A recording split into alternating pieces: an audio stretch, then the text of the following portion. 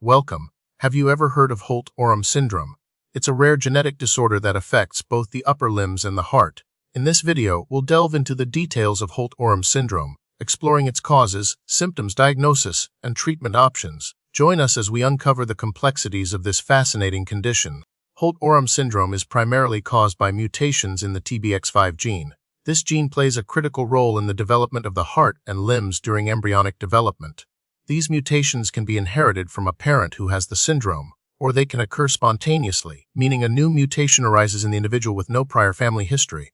Approximately 7% to 85% of cases arise from a new, spontaneous mutation. Other genes, though less common, like SALL4 and TBX3, have also been associated with Holt-Oram syndrome. These genetic changes disrupt the normal signaling pathways essential for proper formation of the heart and upper limbs. The pathophysiology of Holt-Oram syndrome is directly linked to the TBX5 gene's function as a transcription factor. Transcription factors regulate the expression of other genes, and TBX5 specifically controls genes involved in heart and limb development. Mutations in TBX5 lead to abnormal development of the heart septum, the wall that separates the left and right sides of the heart. This can result in atrial septal defects, ASDs, or ventricular sept defects, VSDs, holes in the heart that allow blood to mix. In the limbs, the TBX5 mutation disrupts the normal patterning and differentiation of bone and muscle, leading to a wide range of upper limb abnormalities, from a slightly shortened thumb to complete absence of the forearms. Holt-Oram syndrome is a relatively rare disorder affecting an estimated 1 in 100,000 newborns. Because many cases result from spontaneous mutations, it occurs in families without a prior history of the condition. There are no known significant differences in prevalence between different ethnic or racial groups. The actual number of affected individuals may be slightly higher, as some milder cases may go undiagnosed or be misdiagnosed as other conditions.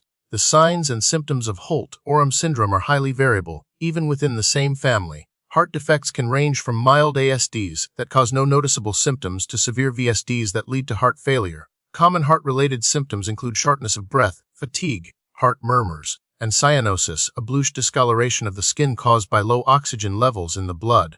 Upper limb abnormalities are equally diverse and can affect one or both arms. These abnormalities include absent, shortened, or malformed thumbs, radial or ulnar bone defects, and shoulder girdle abnormalities. These limb differences can impact function, causing difficulty with fine motor skills and everyday tasks. Diagnosis of Holt-Oram syndrome typically involves a combination of clinical evaluation, imaging studies, and genetic testing. A thorough physical examination will assess for characteristic limb abnormalities and signs of heart defects. An echocardiogram, an ultrasound of the heart, is crucial for visualizing the heart structure and function and identifying any septal defects. X-rays of the upper limbs can reveal bone abnormalities. Genetic testing to identify mutations in the TBX5 gene, and less commonly SALL4 or TBX3, confirms the diagnosis. It's also important to note that prenatal genetic testing may be available for families with a known history of Holt-Oram syndrome. While Holt-Oram syndrome itself isn't typically classified into specific types, the severity of the heart and limb defects can vary significantly. Some individuals may have mild limb abnormalities and a small ASD, while others may have severe limb malformations and a complex heart defect requiring multiple surgeries. The classification of the heart defect, such as the size and location of the ASD or VSD, as well as the specific limb abnormalities present, is crucial for guiding treatment and management. Treatment for Holt-Oram syndrome focuses on managing the specific heart and limb abnormalities present. Heart defects may require surgical repair, particularly for larger ASDs or VSDs causing significant symptoms. Medications can help manage symptoms like heart failure. Physical and occupational therapy are essential for improving limb function and maximizing independence.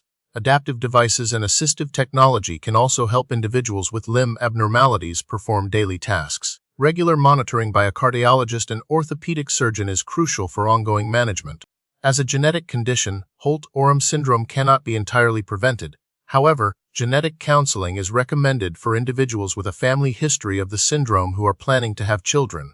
Genetic testing can assess the risk of passing on the gene mutation. If the mutation is identified, options like preimplantation genetic diagnosis, CPGD, or prenatal testing can be considered to make informed reproductive decisions. The prognosis for individuals with Holt-Oram syndrome varies depending on the severity of the heart and limb defects. With appropriate medical and therapeutic intervention, many individuals can lead fulfilling lives. Regular follow-up with a cardiologist and orthopedic surgeon is essential to monitor for any complications and adjust treatment as needed. Regarding recent research, ongoing studies are investigating the role of TBX5 and other genes in heart and limb development, aiming to better understand the underlying mechanisms of Holt-Oram syndrome and develop new therapeutic strategies. Gene therapy is being explored as a potential future treatment option, but it is still in the early stages of research. New research is also aimed at understanding the range of phenotypes associated with TBX5-CL4 and TBX3 mutations, as well as potential modifying factors. By understanding these modifying factors, researchers hope to predict the severity of the disease.